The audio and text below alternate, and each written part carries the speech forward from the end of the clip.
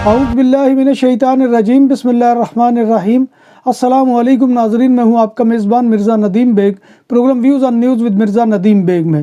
ناظرین محترم، آج دن بھر کی اہم خبروں کے ساتھ آپ کی خدمت میں حاضر ہوں۔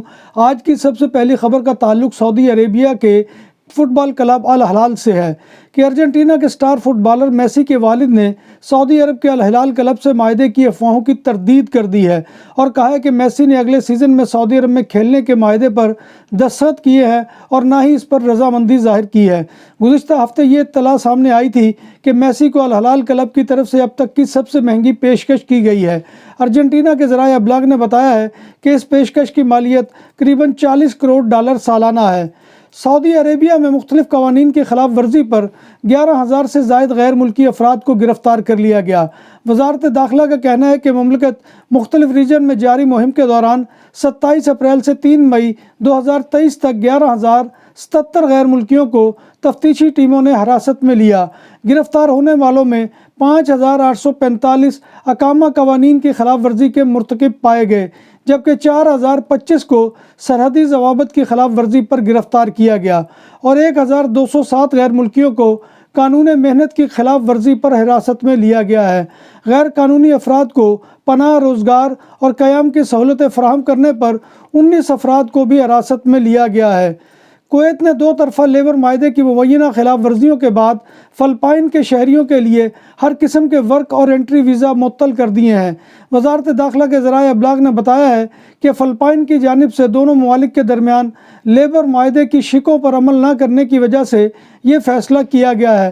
فلپائن نے فروری میں ایک 35 سالہ گھریلو ملازمہ کے بہیمانہ قتل کے بعد پہلی بار کویت میں کام کرنے والے ملازمین، خاص طور پر گھریلو ملازمین کے خلیجی راستے میں داخلے پر پابندی عائد کر دی تھی۔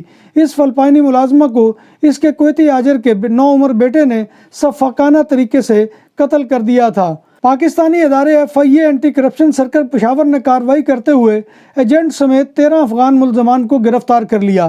افغان ملزمان نادرہ اہلکاروں کی ملی بھگت سے پاکستانی شناختی کارڈ اور پاسپورٹ کے حصول کے لیے پاکستان میں موجود تھے۔ چھاپہ مار کارروائی افغان ملازمین کی موجودگی کی اطلاع پر نسیم ہوٹل میں واقع کوہاٹ پر کی گئی۔ افغان ملزمان غیر قانونی راستے سے پاکستان آئے تھے۔ ملزمان سے متعدد پاکستانی شناختی کارڈ، ٹریکنگ IDs اور دستاویزات برآمد کر لی گئی ہیں۔ پاکستانی ادارے FIA امیگریشن کی ملتان ایئرپورٹ پر کارروائی کے نتیجے میں جعلی سفری دستاویزات پر بیرون ملک جانے والے 2 مسافروں کو آف لوڈ کر دیا گیا۔ ملزمان وزٹ ویزے پر فلائٹ نمبر FZ0340 پر پرتگال جا رہے تھے۔ ملزمان کے پاسپورٹ پر شینگن کے جعلی ویزے لگے ہوئے تھے۔ گرفتار ملزمان میں عمران خان اور محمد احمد شامل ہے۔ محمد احمد کا تعلق راولپنڈی جبکہ عمران خان کا تعلق مہمند ایجنسی سے ہے۔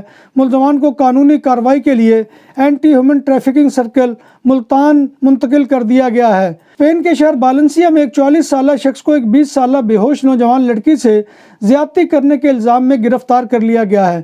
متاثرہ لڑکی نے پولیس کو بتایا کہ اس نے بہت زیادہ شراب پی رکھی تھی اور اس شخص نے اسے آرام کے لیے اپنے وین میں پیشکش کی جو میں نے قبول کر لی اور اس نے موقع سے فائدہ اٹھا کر مجھے جنسی تشدد کا نشانہ بنا ڈالا۔ میڈرڈ میں ایک 52 سالہ شخص کا یہ ہومانس میں چاقو حملے کے نتیجے میں ہلاک ہو گیا۔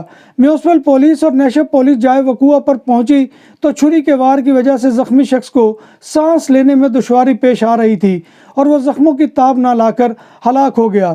بارسلونا کے قریبی علاقے سان جوان ڈسپی کے قریب آدوس میں ایک موٹر سائیکل سوار کی موت ہو گئی۔ پولیس موسس اسکواڈرا کے مطابق 49 سالہ موٹر سائیکل سوار کو حادثہ دوپہر کو پیش آیا۔ حادثے کی وجہ سے شاہراہ آدوس پر ٹریفک معطل ہو گئی۔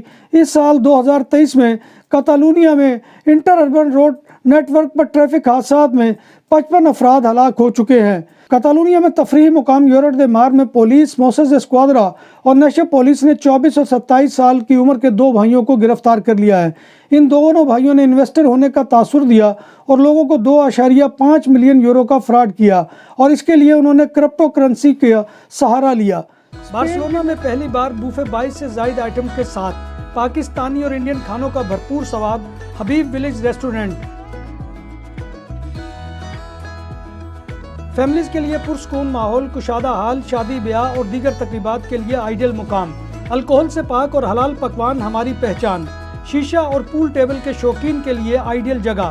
خوبصورت تراسا بارسلونا کے ساحل کے قریب سینٹرو کمرشیال لا ویا میں واقع۔ ہمارا پتہ یہ ہے۔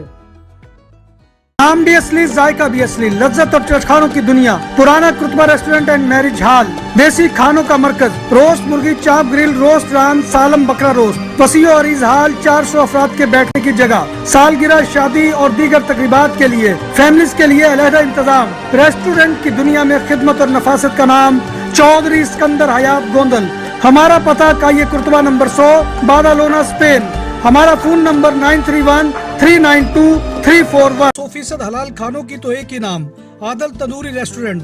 بارسلونا میں مہمان نوازی کا پہلا نام عادل تندوری ریسٹورنٹ، بر صغیر کے روایتی حلال کھانوں کا مرکز۔ گرل، تندوری روسٹ، چکن اور مٹن ٹکا، سبزیاں اور تڑکے والی دالیں، رس ملائی اور فالودہ۔ قاری عبدالرحمان کی فخریہ پیشکش غریب و امیر کے لیے، بارسلونا کے قلب میں واقع عادل تندوری ریسٹورنٹ، کائیے استے نمبر 9، نزد دراسانہ ہاسپٹل، بارسلونا۔ اسپین کی نیشنل پولیس نے بالنسیا کے علاقے الدیہ میں ایک شخص کو مبینہ طور پر اپنے سابق ساتھی کو مارنے کے الزام میں گرفتار کر لیا ہے اور عدالت نے ملزم کو جیل بھیج دیا ہے۔